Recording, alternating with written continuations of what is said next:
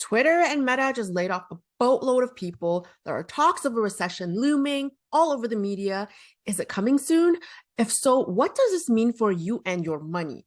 In this video, we're going to walk through what happens in a recession and how you can best prepare for it financially. One of the things I tell everyone to do, no matter what income level they're at, is to revisit their budget.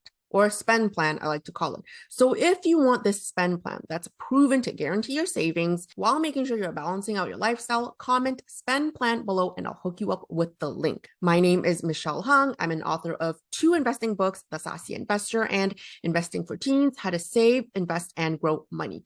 I am a financial educator and also a fee-only financial planner, helping people build their 6- and 7-figure investment portfolios in the stock market. If you're concerned about a recession and what the potential consequences are, I'm going to be walking you through in the next 5 minutes what happens in a recession so you'll know what to expect, what it means for you as an individual, and what you can do best now to prepare for one in the event you are affected by it. So what happens in a recession? In anticipation of a recession, this is going to mean companies making fewer sales. So as an economy as a whole, the growth is going to stall, which means potential layoffs in an effort to reduce costs and even forcing some businesses to close. Small businesses are definitely at risk, especially since it wasn't too long ago they were struggling and starting to recover from the COVID-19 pandemic. And because companies are projected to make fewer sales, that means lower profits in the foreseeable future. And so their stock prices will suffer in the near term, which is what we've been seeing now in the past year. For individuals, this could mean potential job losses or lower job security. And for those who are living paycheck to paycheck and are struggling to save money or have no savings, it can be scary times because that's when people start turning towards debt. And now that the cost of debt has gone up, interest costs are increasing, it's just going to be more expensive to service those debts, which means less spending power on everything else.